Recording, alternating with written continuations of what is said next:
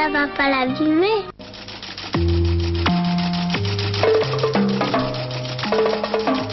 Réprobation largement exprimée dans le monde après l'intervention militaire américaine dans l'île de la Grenade. Les combats dans l'île ont cessé ce soir. La France condamne l'intervention américaine, réaffirme le Premier ministre en ouvrant à l'Assemblée nationale le débat sur l'engagement français au Liban. Conseil des ministres, des mesures pour favoriser l'emploi et encourager le travail à temps choisi. Trop de publicité clandestine à la télévision sous prétexte de manifestations sportives. C'est le constat de la Haute Autorité de l'Audiovisuel qui vient de publier son premier rapport annuel. Madame, Monsieur, bonsoir. Ce soir encore, c'est une toute petite île des Caraïbes, l'île de la Grenade, qui cristallise l'attention internationale. Plus de 24 heures après leur débarquement dans l'île, les troupes américaines qui ont reçu du renfort aujourd'hui se sont opposés toute la journée à des groupes cubains armés. Les combats ce soir se sont terminés. Phénomène surprenant et révélateur dans un pays où les médias jouent un si grand rôle, les autorités américaines s'efforcent de contrôler toute information en provenance de l'île. Ainsi, aucun journaliste n'a été autorisé à se rendre sur place. Les informations sporadiques parviennent par radio amateur et le Pentagone affiche une discrétion toute particulière. De Washington, Édouard Laure. Aux 1500 Marines déjà sur place depuis hier matin, les responsables américains ont décidé d'envoyer dès hier soir en renfort quelques unités supplémentaires de la 82e division, reconnaissant ouvertement que la résistance, notamment des conseillers cubains, est beaucoup plus importante qu'on ne s'y attendait. Bilan provisoire et officieux, 6 Marines tués, 34 blessés. Avec ce commentaire du secrétaire d'État à la Défense, le prix de la liberté est élevé, il faut s'attendre à de nouvelles pertes. Une opération en tout cas qui divise le Congrès, il fallait s'y attendre, violemment critiquée du côté des démocrates.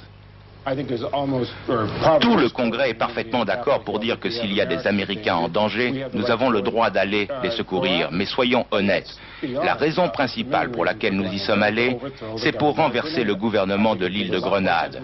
Ça aurait été beaucoup plus simple si la Maison-Blanche avait dit « on n'aimait pas le gouvernement, on y est allé pour le renverser, on a réussi, un point c'est tout ». Des Américains quelque peu désarçonnés et à qui l'on montre dans le même journal après la une consacrée à Grenade, des officiers venant annoncer à une famille que leur fils figure parmi les 214 victimes de l'attentat de Beyrouth. Ou pour ceux qui n'ont pas de nouvelles, d'appeler froidement l'un de ces deux numéros.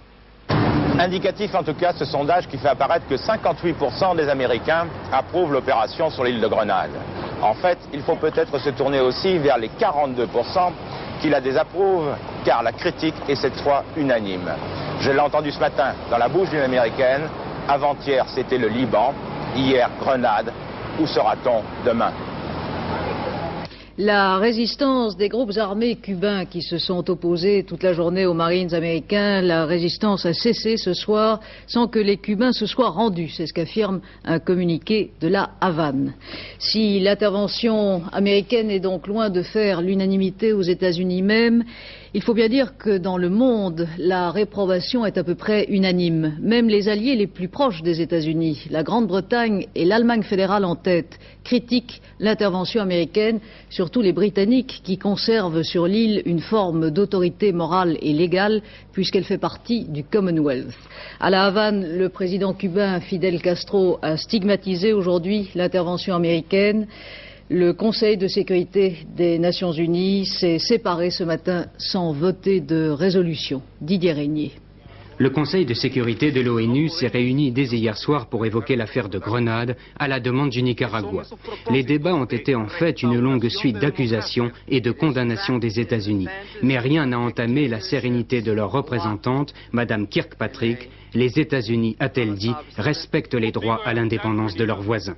Le voisin concerné, le représentant de Grenade, a alors pris la parole très ému.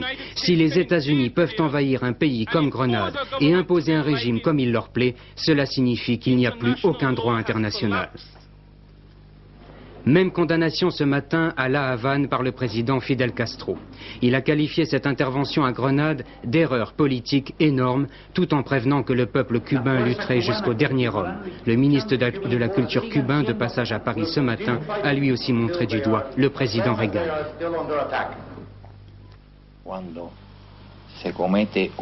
Lorsque l'on commet une injustice ou un crime, on va en prison.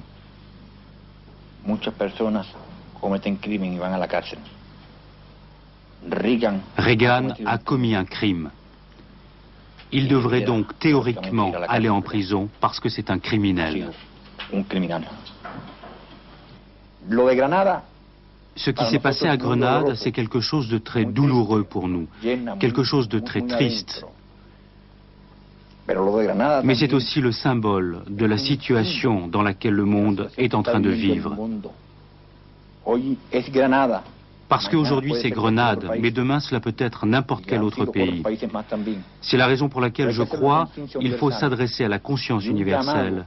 Il faut lancer un appel au monde pour qu'il s'oppose à la politique agressive des États-Unis, y compris au peuple américain, qui est lui aussi préoccupé par la politique belliqueuse de Reagan.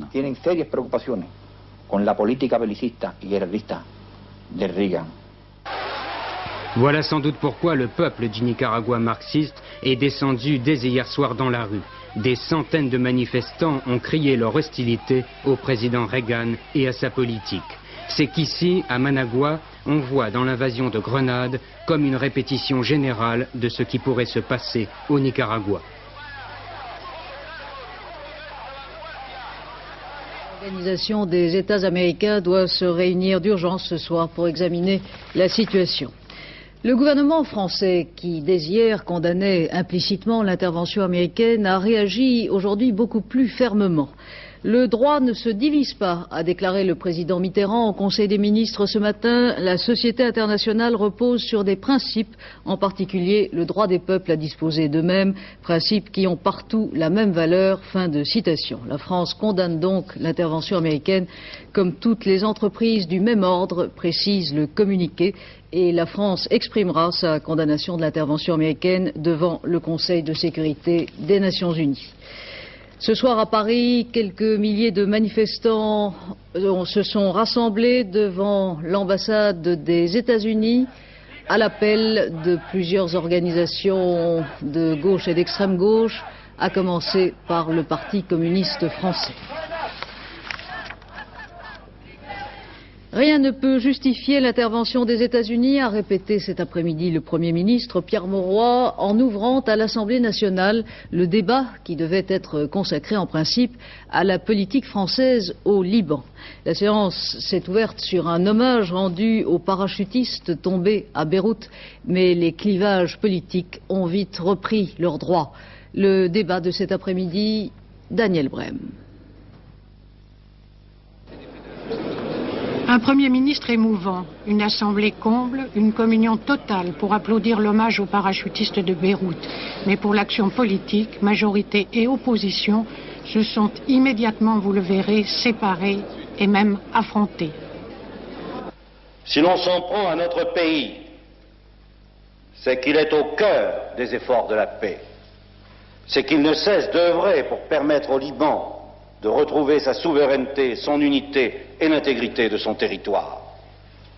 Je voudrais dire à cet égard que les principes de notre politique sont intangibles, quels que soient les pays concernés.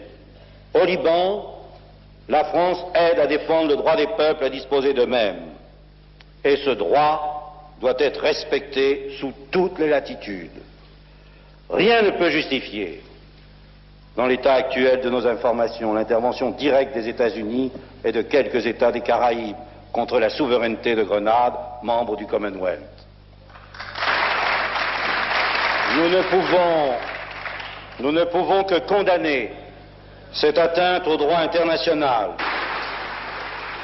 Même agressivité de la part des deux orateurs RPR et UDF est mise en accusation de la politique étrangère du gouvernement. Honorer la mémoire des morts de Beyrouth, c'est donc aussi dénoncer sans complaisance et sans relâche la volonté soviétique de développer la guerre. Et j'observe que vous n'avez pas, dans votre discours, parlé une fois de l'Union soviétique. Voyez-vous, Monsieur le Ministre, voyez-vous, Mesdames, Messieurs, nous sommes un certain nombre ici qui savons que la discrétion diplomatique sur le terrain, ce sont les soldats qui en paient les frais. Vous n'êtes pas en paix avec votre conscience, c'est ça la vérité. En revanche, rapprochement entre socialistes et communistes, même s'il y a quelques nuances sur la nature d'une intervention souhaitée des Nations Unies. Il est également souhaitable de saisir l'ONU afin que cette grande organisation internationale contribue à la recherche d'une solution pacifique permettant le désengagement de la force multinationale et le départ de toutes les troupes étrangères sans exclusive. Nous pensons que l'Organisation des Nations Unies doit prendre ses responsabilités et que la présence d'observateurs internationaux dans les zones d'affrontement serait une garantie supplémentaire de l'actuel cessez-le-feu.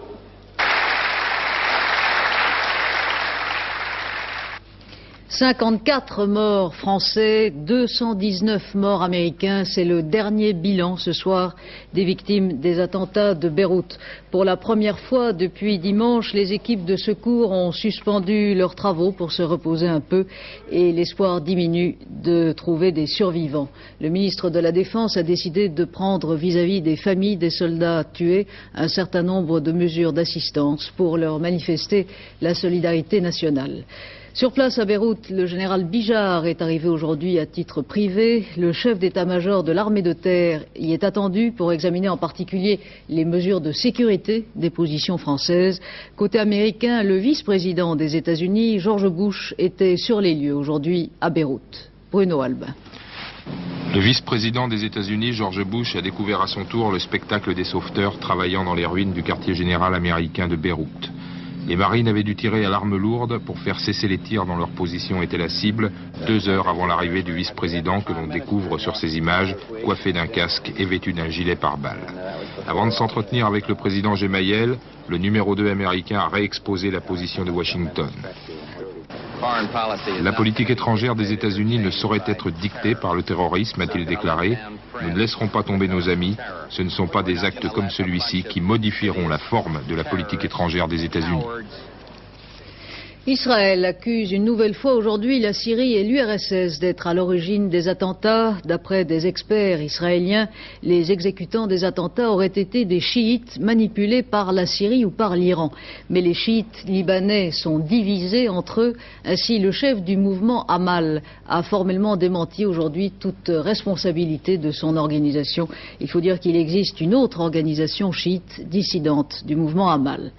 Moscou, qui ne s'est toujours pas prononcé sur l'origine des attentats, continue de mettre en cause la politique américaine au Liban. L'un des membres du comité central du Parti communiste soviétique, qui est en ce moment à Paris, Vadim Zagladin, explique à Georges Bortoli le point de vue du Kremlin vis-à-vis de l'engagement américain et français au Liban. Tout d'abord, il faut dire que nous condamnons certainement ces événements parce que pour nous, dans notre esprit, le terrorisme, l'extrémisme de toutes sortes, c'est pas le moyen de régler une question ou l'autre. La présence des troupes françaises, bon, je crois que les intentions du gouvernement français qui a envoyé des troupes là pouvaient être les meilleures. Mais seulement ça n'a rien donné. La présence des troupes multinationales, des forces multinationales au Liban, voilà, c'est une tragédie qui en est résultat. Donc je crois qu'il faut rechercher d'autres moyens de résoudre le problème du Liban et du Proche-Orient. Donc tous ces problèmes de cette région-là sont liés. Il faut rechercher la solution politique et négocier de tous les problèmes du Proche-Orient en général, en somme. Demain aura lieu près de Paris, à la Celle Saint-Cloud, la réunion des 4 ministres des Affaires étrangères des pays membres de la force multinationale au Liban, France, États-Unis, Italie et Grande-Bretagne.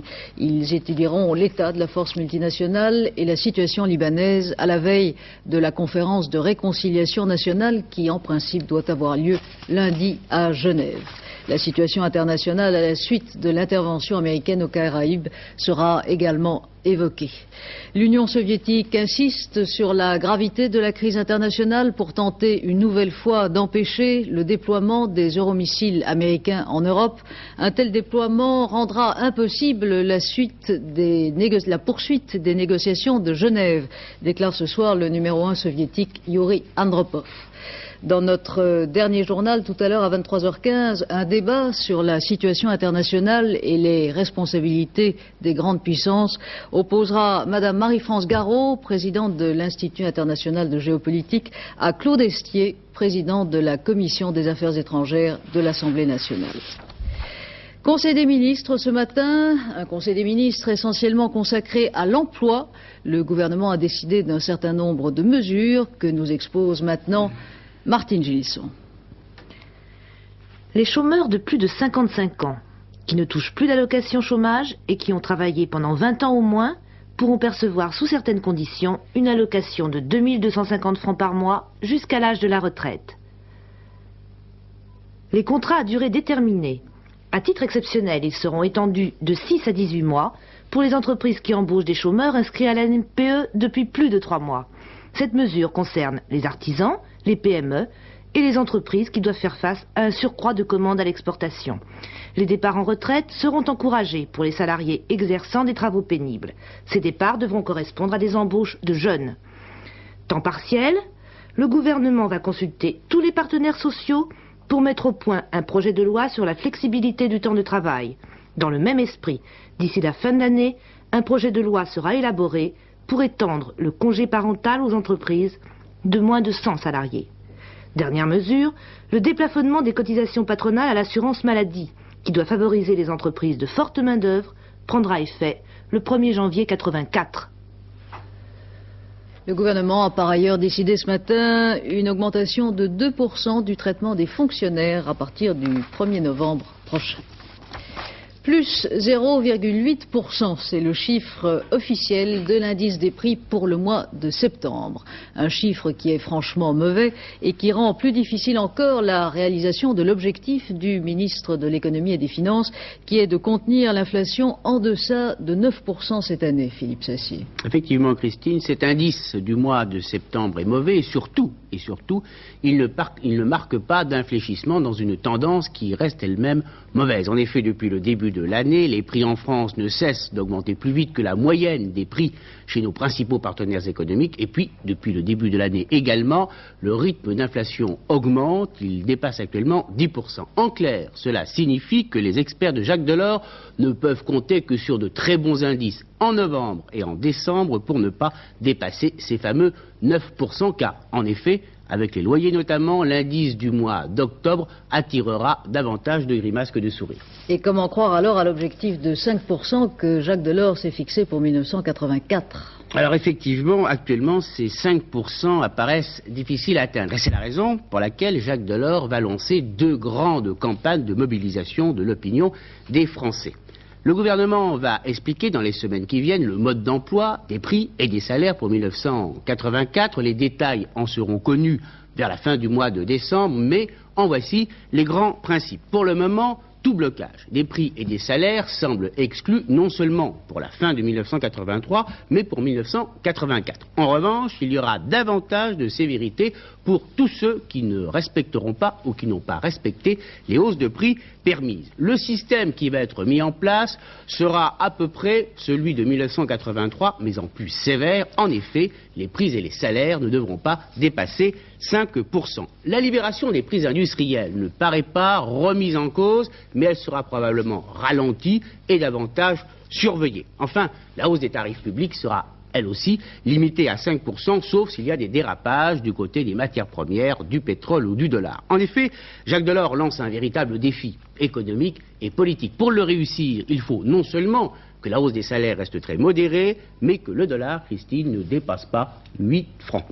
En tout cas, la réussite de la politique économique du gouvernement, la mobilisation des militants et la reconquête de l'opinion pour surmonter la crise, ce sont bien les enjeux du congrès du Parti socialiste qui va s'ouvrir après-demain à Bourg-en-Bresse. Le premier secrétaire Lionel Jospin veut en faire le congrès du rassemblement pour la réussite de la politique gouvernementale.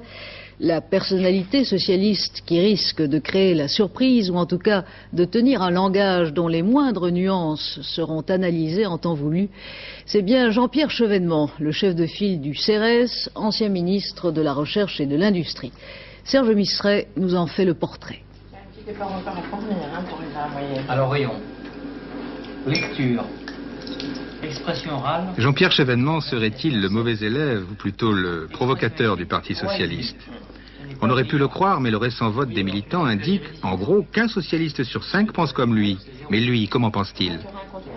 Je pense être socialiste. J'ai des racines historiques, mes parents étaient instituteurs, j'ai vécu dans le milieu républicain de la gauche.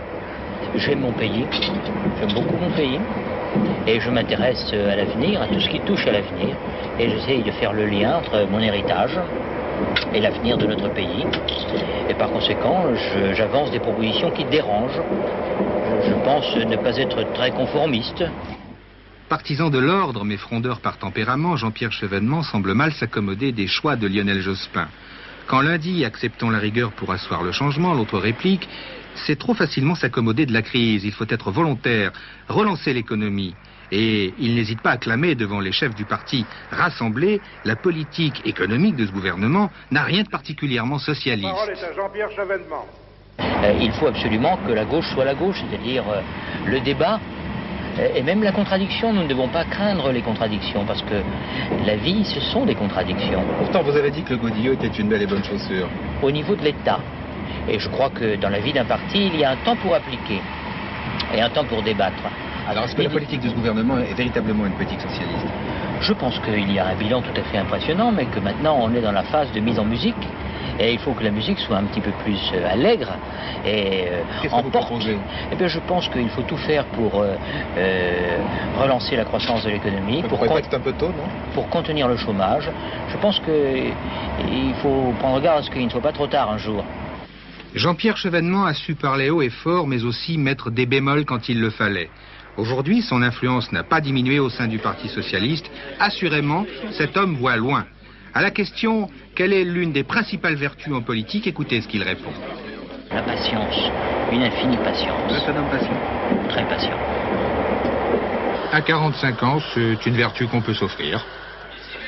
Parmi les thèmes qui seront abordés lors du congrès socialiste de Bourg-en-Bresse, il y aura aussi sûrement l'enseignement. Après les dernières propositions du ministre de l'Éducation nationale sur l'enseignement privé, le Comité national d'action laïque est le premier à donner sa réponse et elle est négative. Sa réponse aux propositions du ministre de l'Éducation nationale à ce jour est négative dans les conditions précisément proposées par le ministre. La raison en est que la finalité de ces propositions, c'est le maintien du dualisme scolaire, c'est-à-dire de deux enseignements concurrents, dont l'un confessionnel financé par la collectivité publique. La réponse serait oui, si dans les temps qui viennent, le gouvernement ou un niveau quelconque de l'État nous répondait, nous précisait que la finalité, c'est bien de bâtir ce service public unifié et laïque d'éducation qui rassemblera les enfants dans leur diversité, dans le respect scrupuleux de leur conscience, mais il faudrait pour cela que la méthode et que surtout le texte actuel soient complètement modifiés. On attend maintenant la réponse officielle de l'enseignement catholique. La chambre d'accusation de la Cour d'appel de Paris a décidé aujourd'hui de refuser la demande de mise en liberté pour raison médicale déposée par les avocats de ce ressortissant libyen arrêté le 7 octobre dernier à Paris à la demande de l'Italie. La Cour ne s'est pas prononcée non plus sur son extradition qui sera examinée une nouvelle fois le 2 novembre prochain. Attentat aujourd'hui à Rome contre l'ambassadeur de Jordanie qui a été atteint de 7 coups de feu dans sa voiture. en plein centre de la capitale italienne. L'attentat a été revendiqué par un groupe palestinien, le groupe Abu Nidal, et aussi par une autre organisation qui s'intitule le Front syrien de lutte. Déjà, l'ambassadeur de Jordanie en Inde avait été victime d'un attentat beaucoup moins grave il y a 2 jours. Revenons en France et parlons télévision. À aucun moment, notre liberté n'a été mise en cause. C'est sur ce satisfecit que la Haute Autorité de l'Audiovisuel a conclu son premier rapport annuel depuis qu'elle est en exercice. Dans ce rapport qui fait donc le bilan d'une année d'existence, le chapitre le plus critique concerne sans doute la publicité clandestine à la télévision, la publicité qui s'affiche dans les stades à l'occasion des manifestations sportives. Le dossier, Roger Zabel. Trop de publicité sur les stades, des matériels publicitaires apparaissant dans le champ des caméras qui nuisent à la qualité de l'image, la vieille querelle sport et publicité à la télé remonte à la surface avec ses lieux communs. Les purs et durs, les esthètes n'admettent toujours pas que les stades prennent des allures de supermarché. Les organisateurs de manifestations sportives ne sont bien entendu pas d'accord. Pour que vive le sport, il faut de la pub. Mais sans télé, pas de pub, donc pas de spectacle sportif. La nouveauté dans ce rapport et les détails, c'est que la Haute Autorité souhaite supprimer les intermédiaires, ces agents qui, en cas de retransmission télévisée d'un événement sportif, vendent des panneaux bien placés dans le champ des caméras à des annonceurs, et ceci en prenant bien sûr une commission. Dernier exemple en date, la retransmission du match PSG-Juventus. Pour cette rencontre, Antenne 2 a payé au club parisien 350 000 francs pour obtenir le droit de téléviser. La recette de ce match a rapporté 6 millions de francs au club, mais les panneaux publicitaires ont poussé comme des pâquerettes sur la pelouse du parc. Il se trouve que dans certains cas, des tiers qui ne sont partie prenante ni dans le sport en question, ni à plus forte raison à la télévision, introduisent une publicité quelquefois massive dont ils tirent intégralement les bénéfices. Alors je ne sais pas si c'est la situation que le Code a prévue sous le nom de grivellerie, mais en tout cas ça n'est pas très honnête. Ces tiers, il faudra bien les remplacer. Par qui ? Je crois savoir qu'il y a en gestation une société sous l'égide du ministère de la Jeunesse et des Sports qui regroupera les chaînes de télévision, la régie française de publicité et les fédérations des principaux sports pratiqués en France. Ce projet va aboutir prochainement. L'intermédiaire en question pour ce match PSG-Juventus, Jean-Claude Darmon, estime lui ne voler en rien la télévision, bien au contraire. La publicité a rapporté autour d'1,5 million, 1,7 million de chiffre d'affaires. Dans ce 1,7 million, je vous rappelle que nous avons, nous, l'agence, 15%. Le restant de cette somme, le solde, va directement au Paris Saint-Germain, lequel offre un spectacle de qualité, un plateau de qualité qu'il faut payer. Est-ce que vous ne trouvez pas logique que la télévision touche un peu de l'argent de cette publicité? Bien écoutez, la télévision ne peut pas avoir le beurre et l'argent du beurre, ce n'est pas possible. Quand on paie des droits aussi dérisoires que ceux qui ont été payés pour une affiche comme celle de PSG-Juventus, on ne peut pas aussi se réclamer d'obtenir des bénéfices publicitaires. Ou alors il faut reconnaître cette publicité. Et là peut-être que le débat est différent. Pour l'organisateur de ce match, qu'il y ait un intermédiaire privé ou une régie d'État, il n'y a pas de différence. Quelqu'un qui apporte 2 millions de francs de recettes et prend une commission de 25%, c'est un taux de régie, je dirais, qui est tout à fait raisonnable dans le métier de la publicité. Je pense d'ailleurs que si c'est une régie, un organisme d'État qui doit prendre en effet en régie l'ensemble des panneaux des stades au moment de la Coupe d'Europe, il est évident qu'à ce moment-là, et bien de la même façon, ils devront prendre un taux de régie. Alors. Reste que certains organisateurs d'épreuves sportives deviennent de plus en plus exigeants vis-à-vis de la télévision. N'a-t-on pas récemment entendu Félix Lévitan, directeur adjoint du Tour de France, déplorer que sur les chaînes françaises, les commentateurs ne citent pas les marques inscrites sur les maillots des coureurs? Un nouveau sujet de réflexion, semble-t-il, pour la Haute Autorité. Sans marque, les pronostics de Pierrette Bresse pour le quartet de demain à Auteuil, le 8, le 2, le 4, le 10, le 5, le 11, le 13 et le 6. Un nom partant, le 9. Et maintenant, le temps, Alain Gillot-Pétré qui arbore une belle pochette jaune pour égayer un peu l'actualité. Oui, c'est la même depuis plusieurs jours. Nous avons un amour d'anticyclone qui nous donne du beau temps, ce que la majorité des Français aiment. Mais attention, nous ne sommes pas loin de la sécheresse. Regardez la photo satellite. L'anticyclone est toujours là. Pas de nuages, des nuages d'altitude simplement sur le Bordelais, quelques brumes persistantes sur la Franche-Comté. Mais les perturbations atlantiques font le tour de la France. Donc, comme d'habitude, dirais-je, des brouillards le matin, du soleil l'après-midi. Regardez la carte, c'est vraiment très simple. Donc le matin, quasiment partout à l'intérieur, des brouillards souvent persistants, mais vraisemblablement plus givrants. Brouillards aux brumes, et l'après-midi, du beau temps partout, sauf peut-être au nord de la Seine où les passages nuageux seront plus abondants, mais il y aura quand même de belles éclaircies. Les températures, quant à elles, ne bougent pas. Elles vont de 11 à 16 degrés sur la moitié nord et de 12 à 20 degrés sur la moitié sud. Ça ne bouge pas non plus. Les gelées du matin ne feront que -1 à -2 degrés et seulement au centre du pays. Il fera donc un peu plus chaud le matin. Qu'est-ce qu'on a en minutes demain? Une entrée, jeudi 27 octobre, un plat de résistance, les heures du soleil avec 3 minutes en moins, lever 7h30, coucher 17h39 et un joli dessert, Sainte-Ameline et Meline. Oh. À 23h15, Claude Sérillon vous présentera notre dernier journal. Demain, 12h45, antenne de midi, 18h30, c'est la vie. Et je vous retrouverai avec plaisir demain à 20h. Très bonne soirée.